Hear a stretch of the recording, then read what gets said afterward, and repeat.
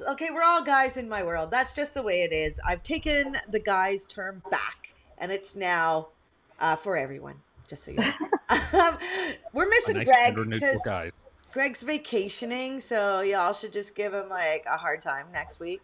But the three of us are here and we're talking about everything that's going on in the market, according to Search Social and websites, because that's where we're all brilliant, right? So if you're joining us and you know of anything that's going on in the marketplace that we do not talk about, try to mention it because we want to know too. We're all here to learn together, right. And I see we have a couple people joining us, so chime in, say howdy.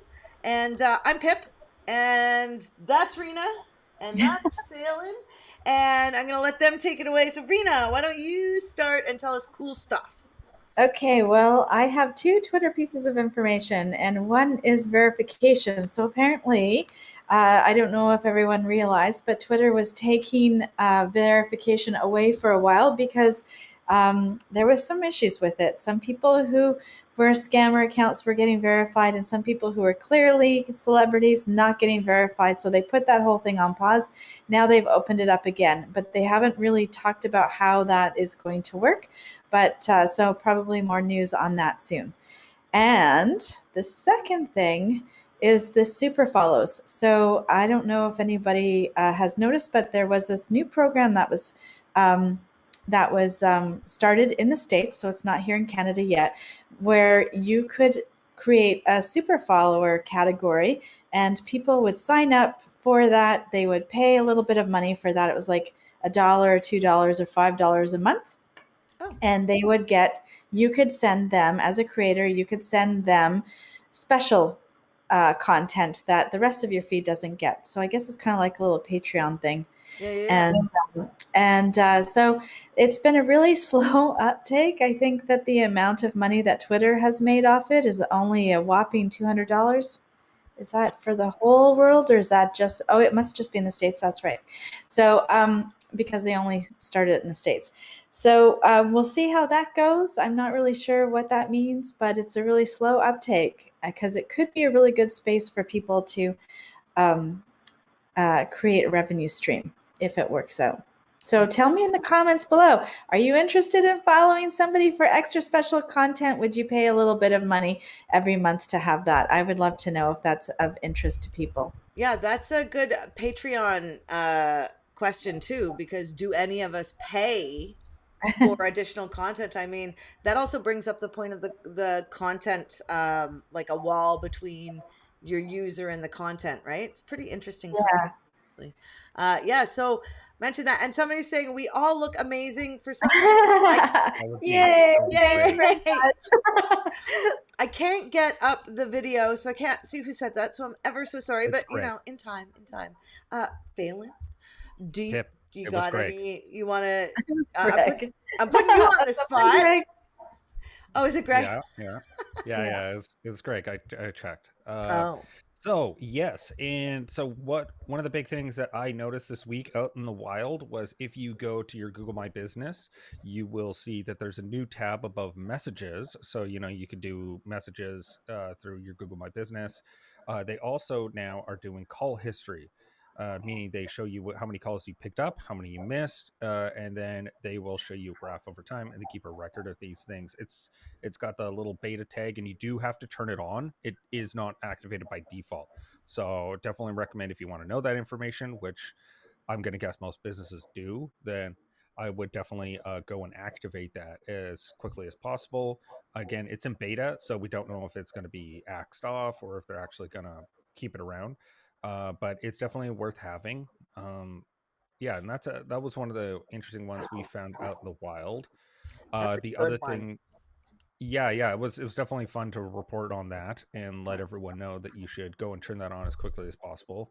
Ooh, They are did getting better as well with the historical graphs of like how many messages you get, how many requests for quotes you get, how many, like, what's your peaks and valleys in the months, and they're making it something that you can show your client. I don't know if they've got it so we can connect to Data Studio yet, but I know that they're going to be working on building it out more, and so that's really exciting to see.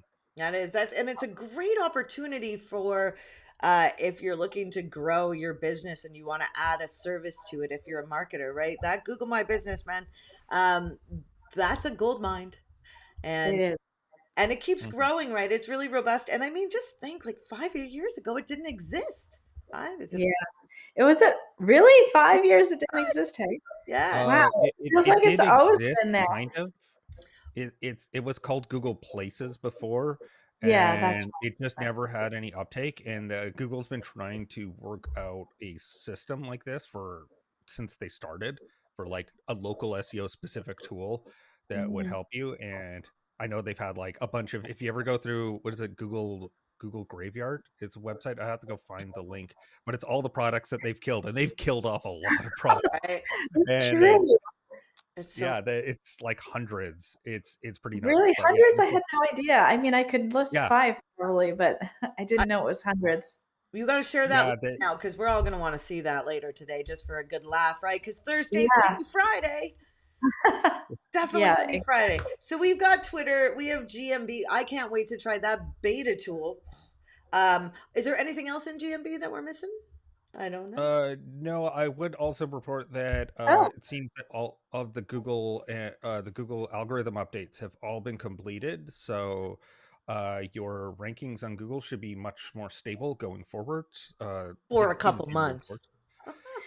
Yeah, exactly. But the chaos of them releasing 4 algorithms, all updates all at the same time, as that settled down, and so we shouldn't see any huge fluctuations for people. So that's really good as well to see.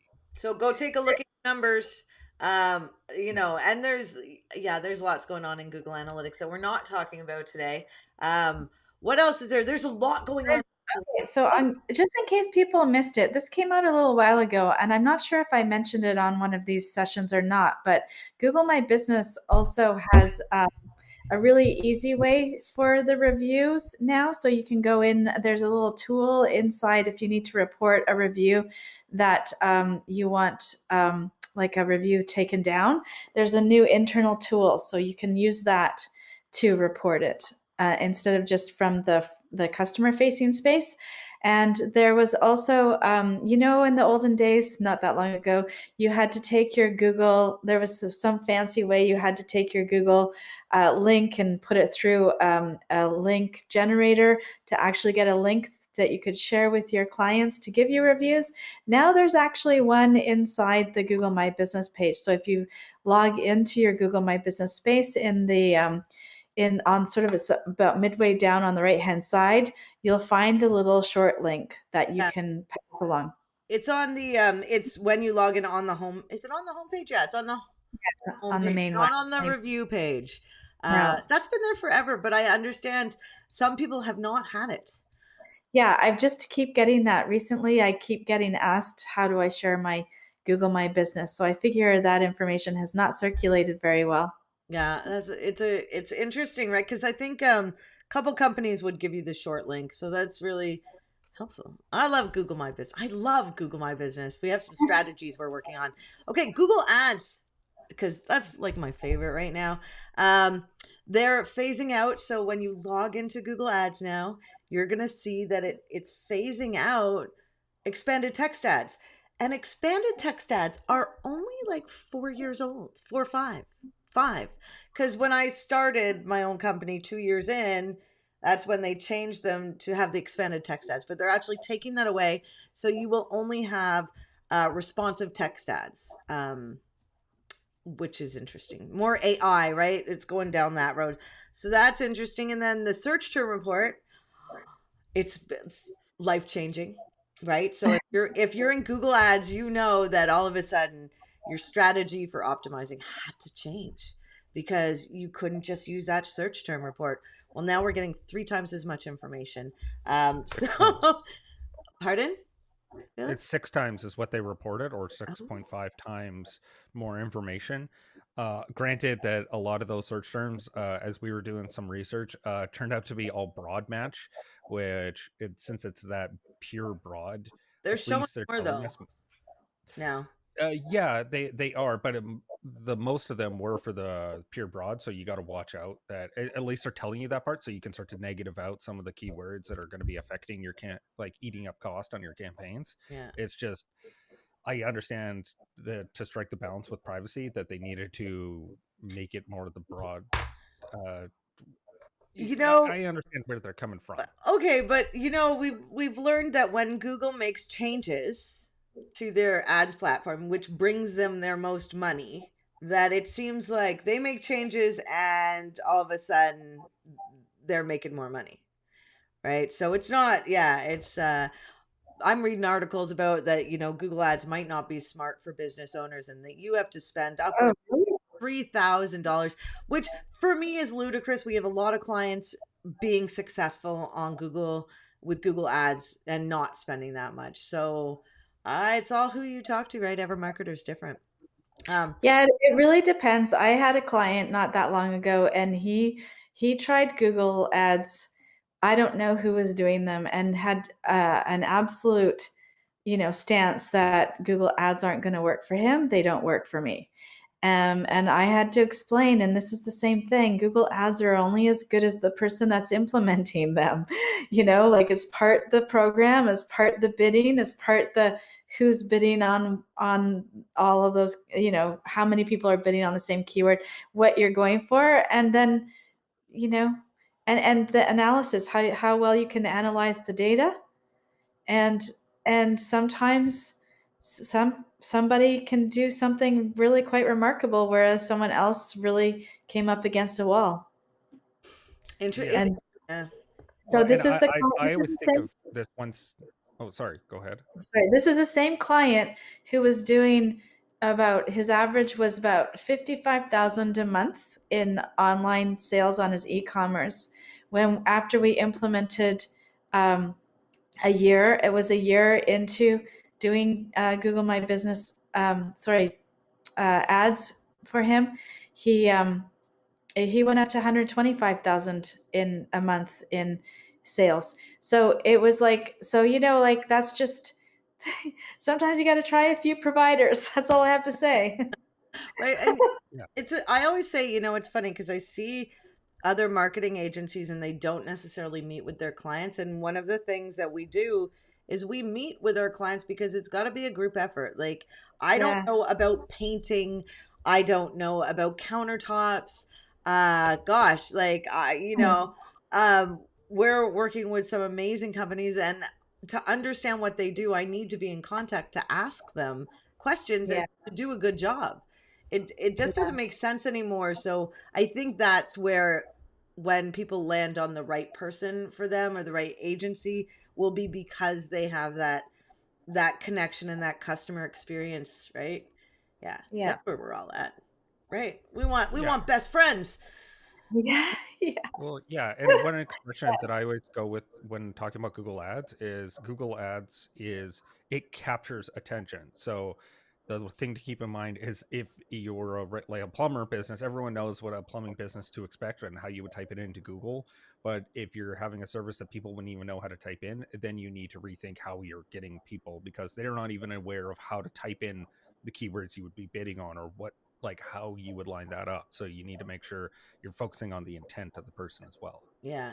Yeah. So, when I started out in like agency world for digital, it was don't hire your brother or your mother's cousin, or I mean, I guess if it's it'll be your cousin. Anyway, Michelle is here and I saw Mona swing by. So hello, welcome. If you have marketing advice or tips, we're getting into the website portion a little bit because we're just going to go over there. Greg's not here, so he's missing Oh, the event. Did I there mention is one piece of Greg's not Google here? Ad news that we did miss one piece of Google Ads news that I think we when we met, we forgot to write it down in the notes, but it is that Google Display Ads are going to be merging standard ads and smart ads, Oh, I think I which, blocked that out. yeah, I think it was one of those ones where it definitely made me cringe a little bit of just seeing how they're going to implement it, because that is one where smart display is a little, it's, I think you don't get as much control over placements, which is pretty much the only, is terrifying, because I've seen Google burn our entire ads display budget in an hour Mm, on stupid first thing in the morning ads on apps that people are using, and they didn't. There was just it was pointless, right. and so So yeah, you're gonna have to explain what the two types of ads are, and a way around that overspending while you're sleeping is to inside Google Ads you can separate your hours, right? And that's another way to optimize. yeah. So because then you can increase budgets at the time of day when you're busiest and turn off your campaigns when people are sleeping. And Greg is Yeah. here. Yeah, you're not here though, buddy. No, I'm glad you're here. Greg's on a boat. Who wants to sing that now? Uh, so Phelan and Greg, Greg, you can type. You guys wanna what's going on with websites? And Phelan, I'm making you at the end tell us about those two different types of ads. Okay. All right. No worries. So there's a couple of things in the website department. They also did today. They just found out that Ninja Forms on WordPress has a 0-day vulnerability. So keep your eyes peeled if you do use Ninja Forms. That you need to update it as soon as it comes out. What does that Uh, mean? it means that there is an error in the code that even the developers didn't know about, and it went to so what had happened is there was an issue with it. They had found a vulnerability, and so now when people use it, you can do stuff like SQL injection attacks, so like getting all your users out of your database, stuff like that. So you can get it's not good, and at least they found it, and there's going to be an update coming out to resolve the issue.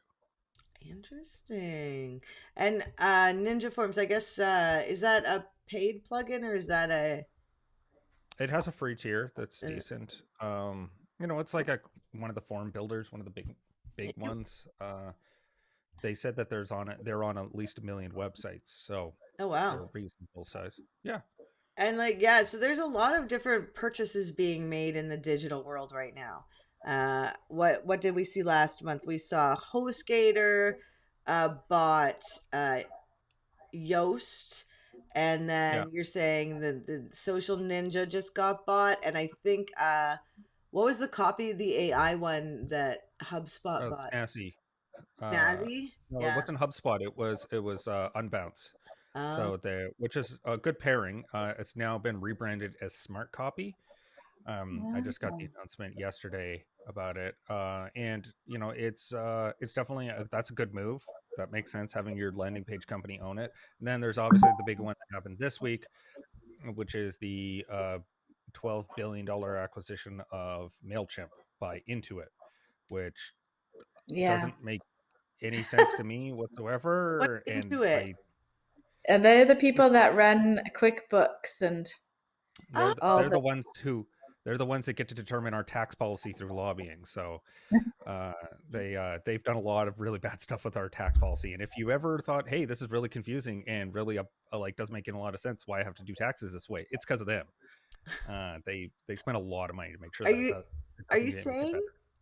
they might make email marketing more convoluted? I don't know what they're doing with an email marketing company. Like, it doesn't make any sense to me. It sounds like they have more money than they know what to do with. That's like I don't get why you would Well, buy that company.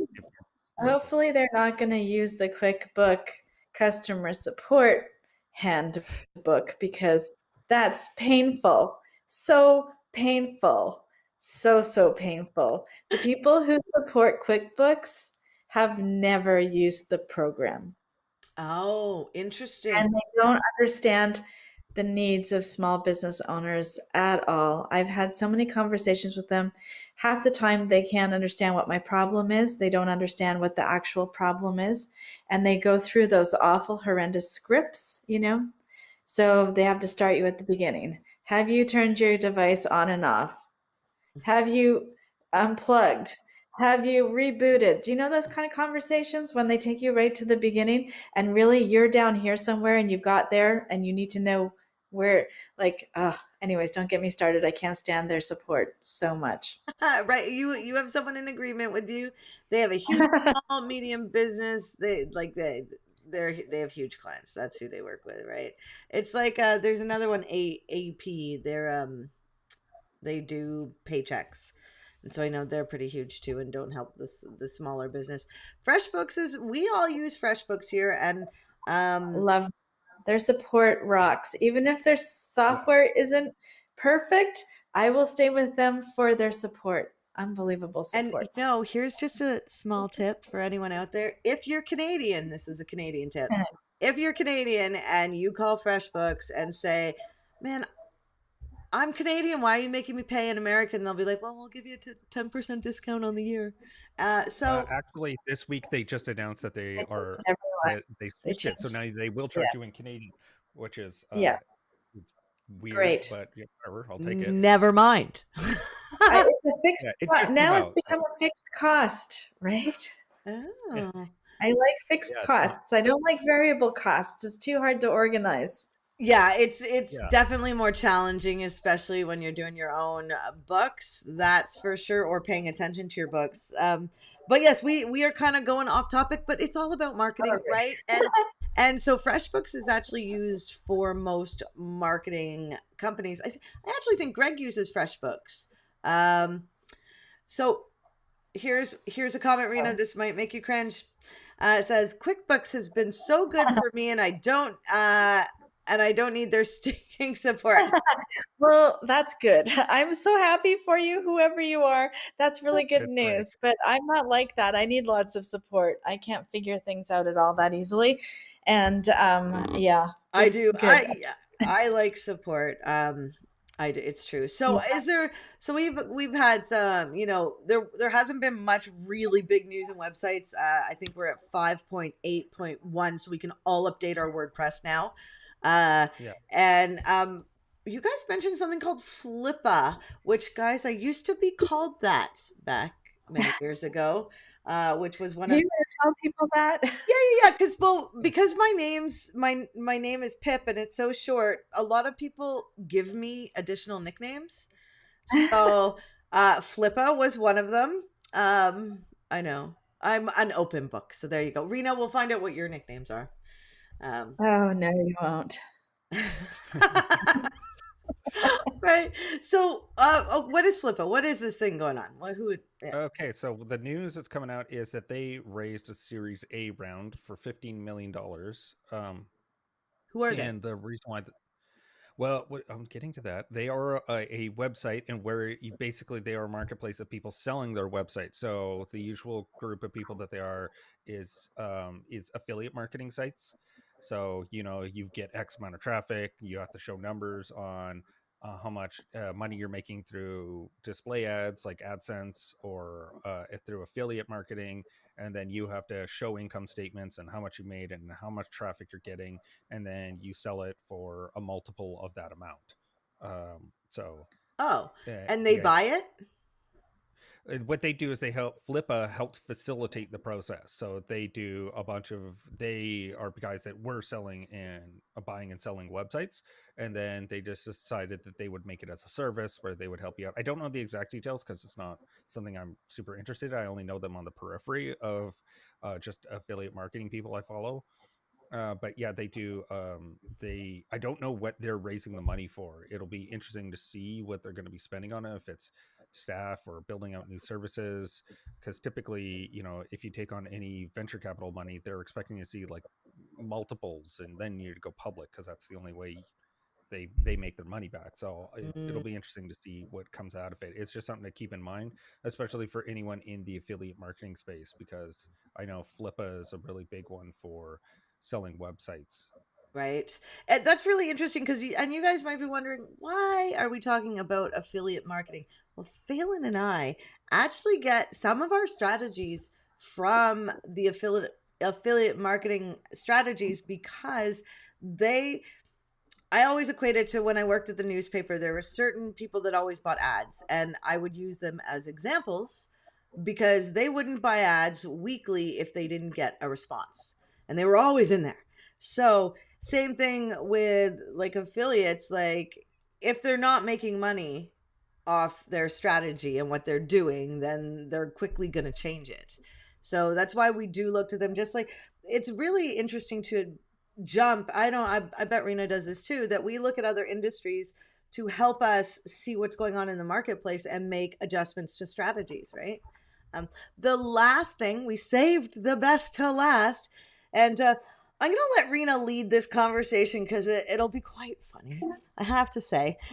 Rena, there's been some restrictions in ad targeting around children, and it has created some hiccups for us marketers, and not for the right reasons. Do you want to talk about that? Yeah. I can start it. Sort of. Yeah. So basically, yeah. So I mean, this has children. It doesn't really matter who it is. It's like they're all of the restrictions have they're two-sided. So what ends up happening is a piece of a restriction is included or rolled out to avoid what they call targeting. I forgot what the word is. People that could be, disadvantaged or considered a risk or anything like that. I forgot what the word is. Sorry.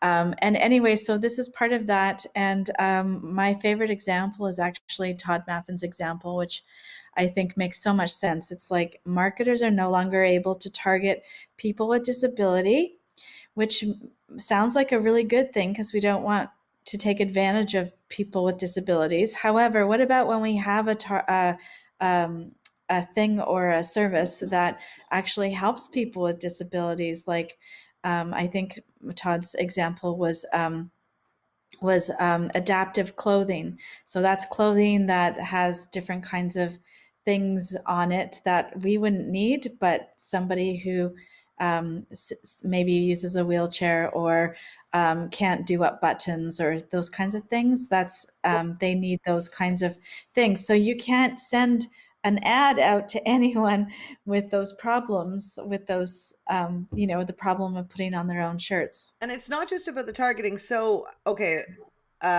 what's really interesting is I had somebody, and this was a prime example to add on to Rena's example, which was I had somebody come to me and they were doing a Google Ads test for a company, and they had a question for me because they couldn't, for the life of them, get this information.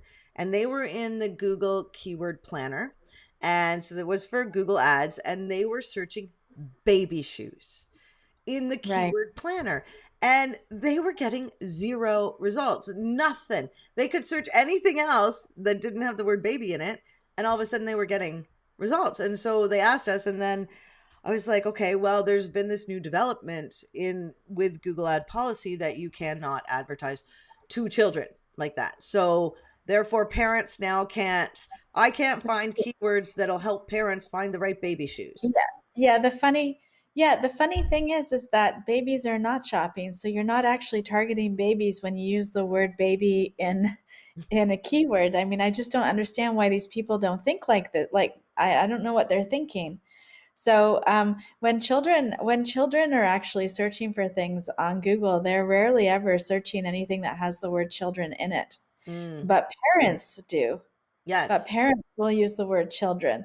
And so that's the funny thing. Like, I'm not exactly sure how they're making these decisions or who's making these decisions. And the decisions will change. So once, it becomes well known that this is happening, and maybe we're just seeing the very beginning of some of the problems, right? Maybe, because the other thing is that there are tons of ways to target children without actually using the word children. I mean, there are tons of ways. And I find that that's SpongeBob. Exactly. They shouldn't allow the word SpongeBob then.